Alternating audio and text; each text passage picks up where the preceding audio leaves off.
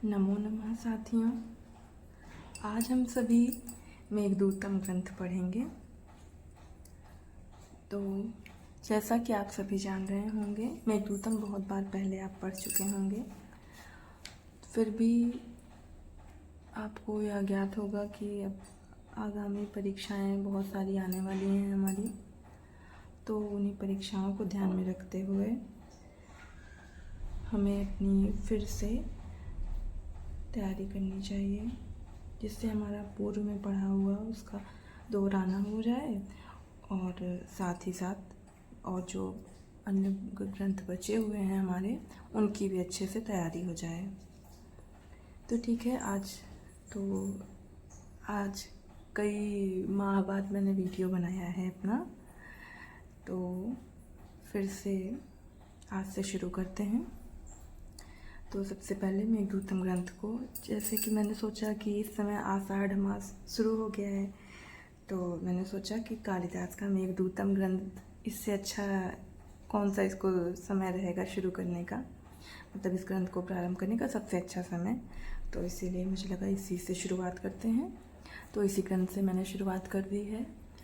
तो चलिए अब हम इसका मेघदूतम का आज पहला वीडियो है, तो इसमें हम मेघदूतम का सामान्य परिचय और कालिदास यानी इसके लेखक का सामान्य परिचय, और ज़्यादा वीडियो बड़ा ना हो इसके लिए एक सिर्फ मंगलाचरण के बारे में थोड़ी सी चर्चा करते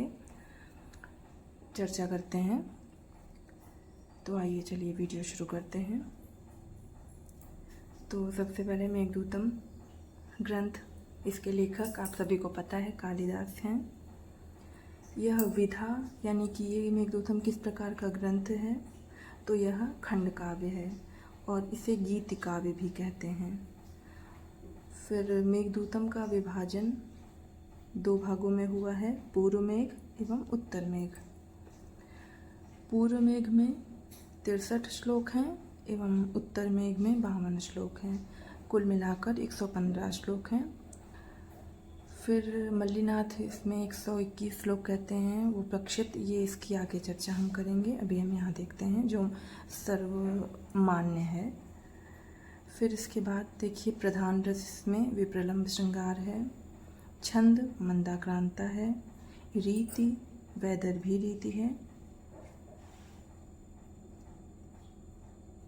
और मेघदूतम का उपजीव्य क्या है। तो उपजीव्य का मतलब मेघदूतम ग्रंथ कहाँ से लिया गया, मतलब इसकी कथा या इसका कथानक जो भी है, यह कहाँ से लिया गया है, इसका आधार क्या है। तो यह है कि ब्रह्मवैवर्त पुराण जो है, वहाँ से कथानक लिया कालिदास ने, एवं वाल्मीकि रामायण से दूत की कल्पना ली गई है। फिर इसके बाद देखेंगे इसका मंगलाचरण है, वस्तु निर्देशात्मक मंगलाचरण। और अब इसमें का कथानक क्या है कि मेघदूतम में क्या है, कौन सी कथा है या क्या है, क्या दिया गया है। तो वह आप सभी जानते होंगे ये सारी चीज़ें, लेकिन मैंने अपना फिर से संक्षिप्त नोट्स बनाया है, तो एक बार हम इसको फिर से पढ़ते चले, हमारा रिवीजन हो जाएगा अच्छे से। तो कथानक इसका है, जैसा कि आप सभी जान रहे हैं कि इसमें यक्ष जो है वह कुबेर के शाप की वजह से अपनी प्रियतमा से 1 वर्ष के लिए दूर है। तो यही अपनी प्रियतमा से दूर रह रहे विरही यक्ष का विरह गीत है यह। फिर इसके बाद इसका नायक यक्ष है और नायिका यक्षिणी है। तो जो मेघदूतम खंड काव्य है, इसमें मेघदूतम में तो नायक और नायिका का कहीं नाम नहीं आया हुआ है, लेकिन ब्रह्मवैवर्त पुराण के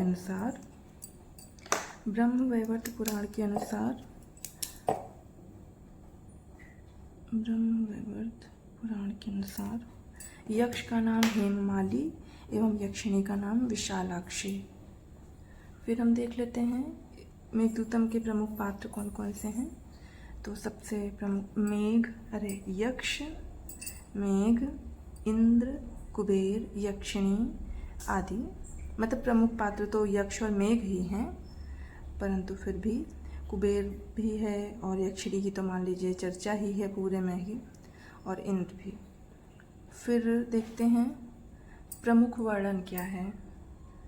तो प्रमुख वर्णन भी जानना ज़रूरी होता है, क्योंकि वो 2016 वाली पीजीटी की परीक्षा में आया था कि मतलब उसमें कादम्बरी से पूछा था कि इसमें से कौन सा वर्णन कादम्बरी में नहीं है। इस तरह से मतलब जो वर्णन प्रमुख होते हैं उनको भी एक बार देख लेना चाहिए हमें, क्योंकि यहाँ से भी कई बार प्रश्न आ जाते हैं। तो प्रमुख वर्णन माल प्रदेश, आम्रकूट पर्वत, रेवा, इस तरह से मतलब आप पढ़ लीजिएगा।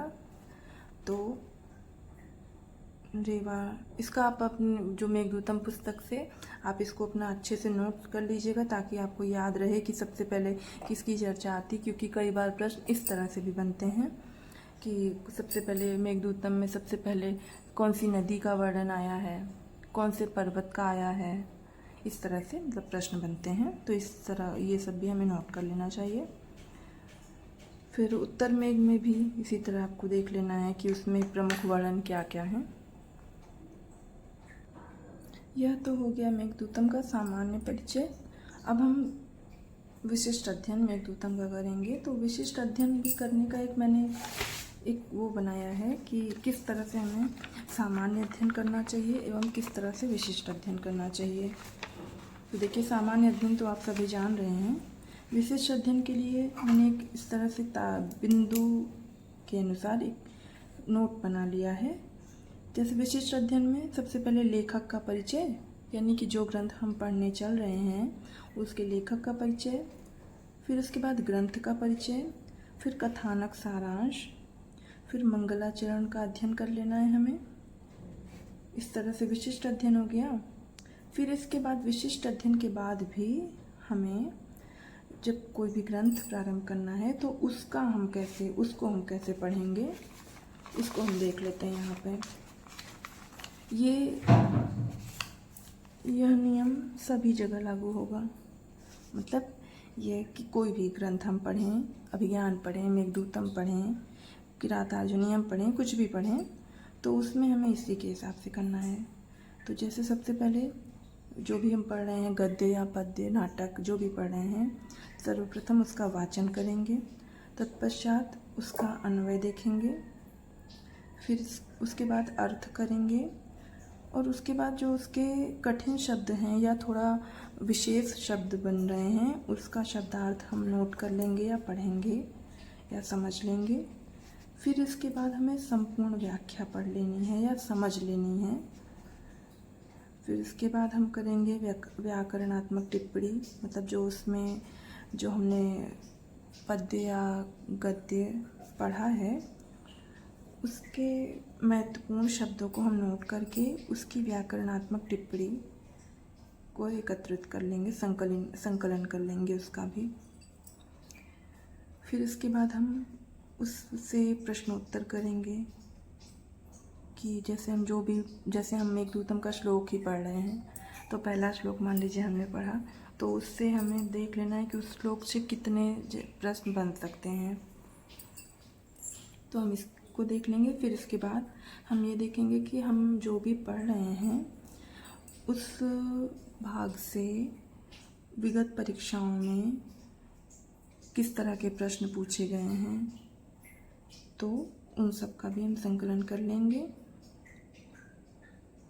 ताकि हमें यह समझने में आसानी हो कि अब इस समय जो प्रश्न पत्र आ रहा है उसमें प्रश्नों का क्या प्रारूप है, किस तरह के स्तर के प्रश्न आ रहे हैं, इन सब बातों का हमें ज्ञान हो जाएगा। तो आइए हम मेघदूतम का विशिष्ट अध्ययन शुरू करते हैं। तो सबसे पहले कालिदास यानी लेखक का परिचय हमें देखना है। तो लेखक इसके कालिदास हैं, तो अब कालिदास का हम देख लेते हैं। तो कालिदास का समय ईसा पूर्व प्रथम शताब्दी, जन्म स्थान उज्जैनी या कुछ लोग काश्मीरी या बंगाली भी कहते हैं। इनके आश्रयदाता चंद्रगुप्त विक्रमादित्य। ये भी प्रश्न कई बार आया है कई सारी परीक्षाओं में। ये मतलब कालिदास, यहाँ पे मैंने कालिदास का लिखा है, बाकी अन्य लोगों को भी हमें पता होना चाहिए कि इनके आश्रयदाता कौन थे, क्योंकि इनका भी प्रश्न आ जाता है। फिर कालिदास की प्रमुख रचनाएं कालक्रमानुसार पहली ऋतुसंहार, यह गीत काव्य है। दूसरा कुमार संभवम, यह महाकाव्य है। मालविकाग्निमित्रम, यह नाटक है। विक्रमोर्वशीयम, यह त्रोटक है। मेघदूतम खंडकाव्य है। रघुवंशम महाकाव्य है। अभिज्ञान शाकुंतलम नाटक है। तो यह 7 तो इनकी प्रमुख रचनाएं हैं, परंतु कुछ अन्य रचनाएं भी मानी जाती हैं, जैसे काली स्तोत्र, गंगाष्टक, ज्योतिर्विदाभरण, राक्षस काव्य, श्रुतबोध। यह जो श्रुतबोध ग्रंथ है, यह एक बार नेट की परीक्षा में पूछा गया था कि यह किसकी रचना है। तो यह हो गया। इसके बाद हम देख लेते हैं प्रमुख प्रशस्तियाँ। वैसे तो कालिदास के लिए प्रशस्तियाँ इतनी अधिक हैं कि आप लिखने चलेंगे तो कितना लिखेंगे, इसलिए कुछ प्रमुख का मैंने संकलन किया है। तो पहला, निर्गतासु नावा कस्य कालिदासस्य सूक्तिषु प्रीतिर्मधुर सांद्रासु मंजरीषु इव जायते। यह है बाणभट्ट ने कालिदास के विषय में हर्षचरितम अपने ग्रंथ में लिखा है। फिर कवि कुलगुरु कालिदासो विलासम, यह प्रसन्न राघवम में जयदेव ने किया है। इसके साथ हम आ जाते हैं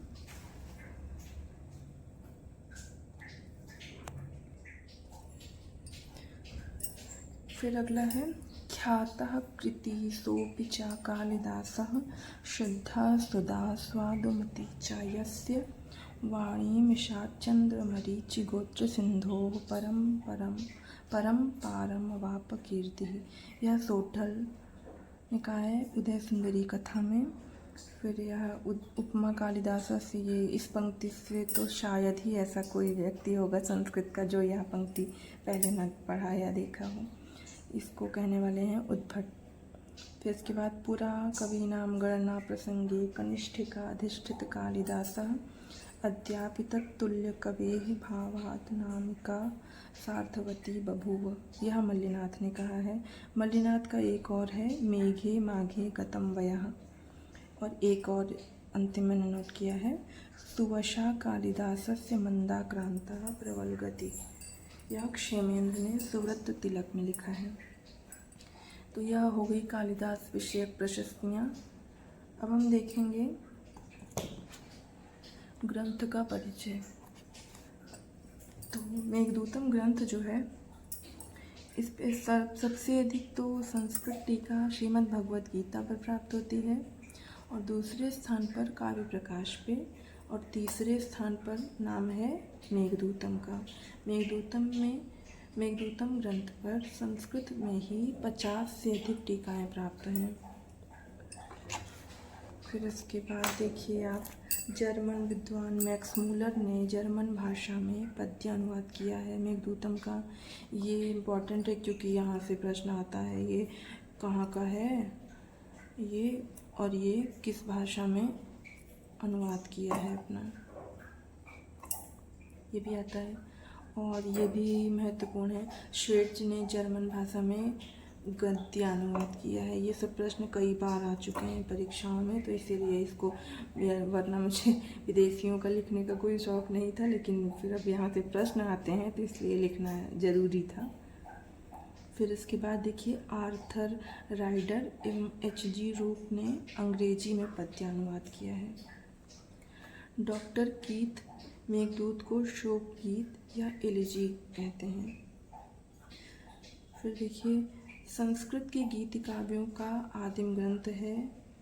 मेघदूतम को संस्कृत के गीति काव्यों का आदिम ग्रंथ कहा जाता है। इसके बाद देखिए, पद्म पुराण के योगिनी नामक आषाढ़ कृष्ण एकादशी महात्म्य प्रसंग में यक्ष को कुबेर का शाप, यह संक्षिप्त कथा आई है। फिर हम देख लेते हैं, मल्लिनाथ ने 6 श्लोकों को प्रक्षिप्त मानते हुए 121 श्लोक माने हैं। फिर ये पॉइंट वाइज मैंने नोट किया है, इसलिए आप इसको अपने हिसाब से अपना नोट स्वयं बनाएं तो बहुत अच्छा होगा, क्योंकि परीक्षा में हमें अपना लिखा नोट सबसे अच्छा याद होता है और पढ़ने में उसको दोहराने में बहुत आसानी रहती है। तो मुझे जो ज़रूरी लगा मैंने नोट किया है, आपको अपना जो नोट ज़रूरी लगे आप उसको नोट करें। तो ये बिंदु के हिसाब से है। फिर आप देखिए, यद्यपि मेघदूत में कहीं यक्ष का नाम नहीं दिया गया, ये जैसे मैंने आपको पहले बता चुका है ना, नायक नायिका के नाम के समय वही है कि मतलब यहाँ मेघदूतम में इसका इन दोनों के नाम का वर्णन कहीं नहीं आया है। यह यक्ष और यक्षिणी का नाम ब्रह्मवैवर्त पुराण में है दिया गया है। यक्ष अपनी पत्नी में आसक्ति के कारण अपने कार्य में प्रमाद करता है, अतः कुबेर ने 1 वर्ष तक पत्नी से वियुक्त रहने का शाप दिया। इसकी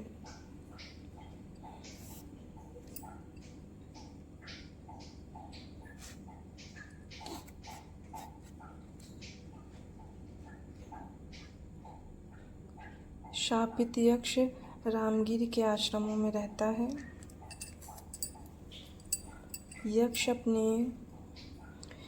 अपने शापावधि के 8 माह काट चुका है और शेष 4 माह की कथा विरह गीत के रूप में मेघदूतम में वर्णित है। यक्ष जो है धीर ललित नायक है एवं यक्षिणी स्वकीया पद्मिनी नायिका है। इसमें प्रसाद एवं माधुर्य गुण की प्रधानता है और वैदर्भी रीति है। अब मेघदूतम का समास देख लेते हैं। मेघ एव दूतः, यानी मेघ ही दूत है। इस हिसाब से मयूर व्यंजकादित्व समास हुआ। और एक दूसरा बनता है मेघश्चासौ दूतः, यानी कर्मधारय समास। कुछ जगहों पे बहुव्रीहि भी माना जाता है, पर ये तारिणी झा की पुस्तक से मैंने लिखा है, तो तारिणी झा हर जगह प्रमाणित है। ये देखिए, ये पुस्तक जो है ये सबसे प्रमाणिक है, इसीलिए इसका सही माना जाएगा।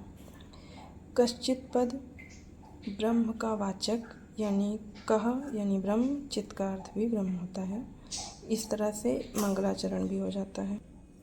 इस तरह से हमने मेघदूतम का सामान्य परिचय विशेष अध्ययन भी कर लिया और कालिदास का भी सामान्य परिचय यानी कालक्रम उनका जीवन परिचय देख लिया।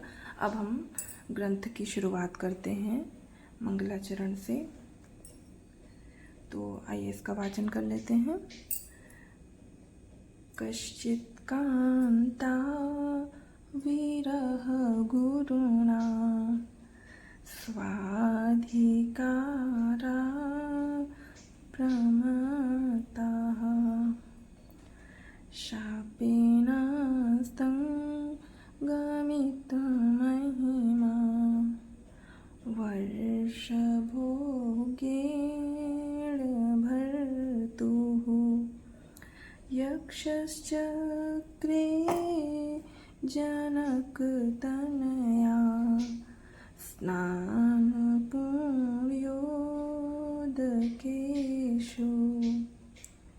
स्निग्धच्छाया तरुसुवसतिं रामगिर्याश्रमेषु।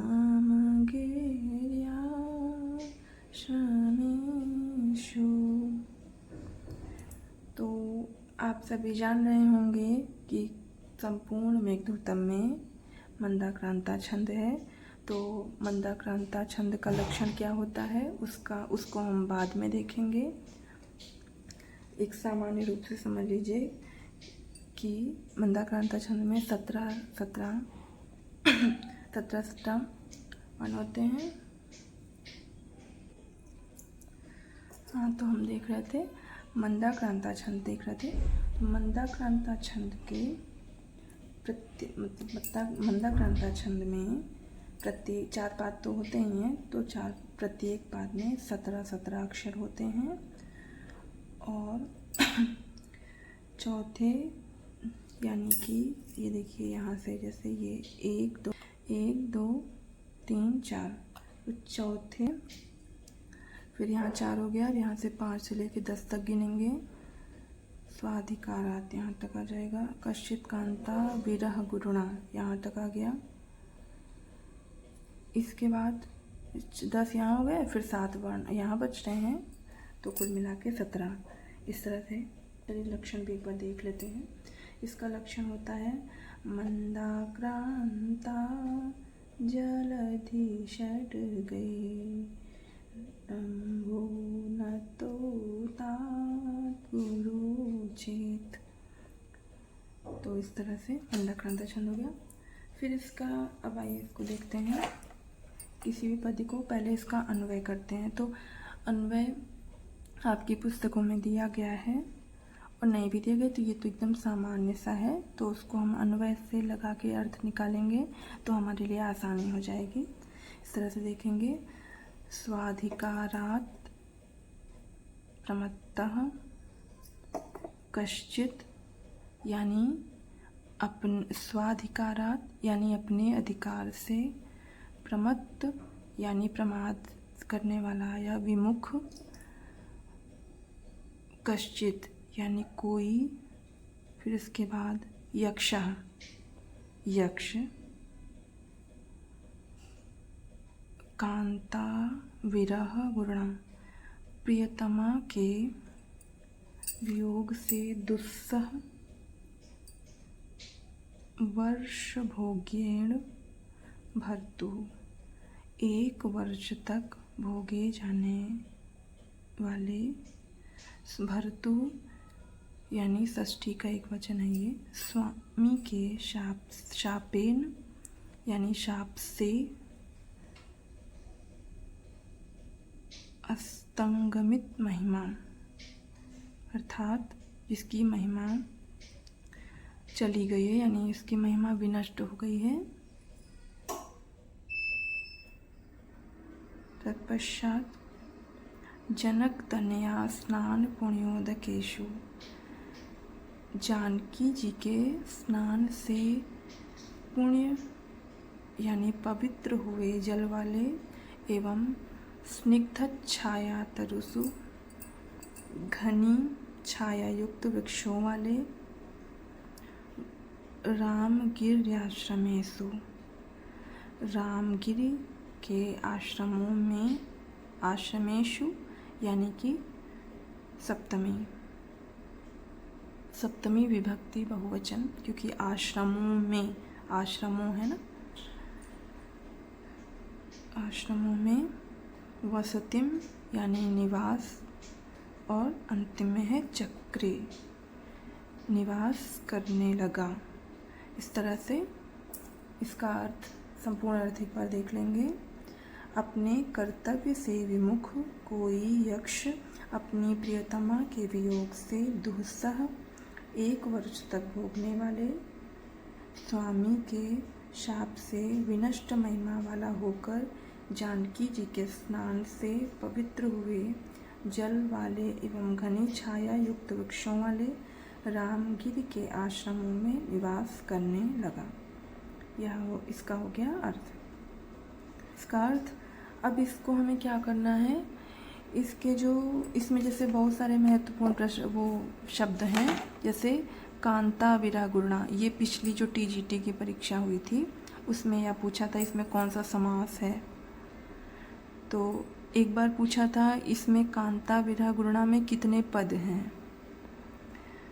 इस तरह से ये पद यानी कि बहुत महत्वपूर्ण हो गया ये शब्द, तो ये इस शब्द को हमें नोट कर लेना है। ऐसे इसमें कई सारे शब्द हैं, जैसे ये हो गया। इसके बाद स्वाधिकारात् प्रमत्ता, वैसे तो ये पूरा श्लोक ही बहुत ही महत्वपूर्ण है, तो इसके तो सारे शब्दों को ही नोट कर लिया जाए तो बहुत ही अच्छा रहेगा। तो इस तरह से आप इसको, इसकी व्याकरणात्मक टिप्पणी को नोट कर लीजिए। और फिर अब आज यहीं तक वीडियो रखते हैं, तब तक आप इसको घर से पढ़िएगा। और अब ऐसे नियमित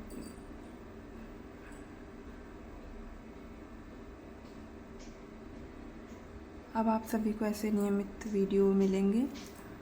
इससे साथ में मैं अपनी पढ़ाई तो मैं अपना अध्ययन कार्य तो करूँगी ही, साथ में मैं जो अपना नोट्स बनाऊँगी उससे आप लोगों को भी अगर थोड़ा भी लाभ होता है तो मुझे बहुत अच्छा लगेगा। तो इसलिए आपने यहाँ तक वीडियो देखा, इसके लिए बहुत बहुत धन्यवाद। अगर वीडियो आपको अच्छा लग रहा हो तो आप अपने दोस्तों को शेयर कर सकते हैं, और आपको जो भी पूछना है आप कमेंट करके बताएं। और अगर चैनल पे नए हैं तो सब्सक्राइब कर लें। धन्यवाद। आपका दिन शुभ हो।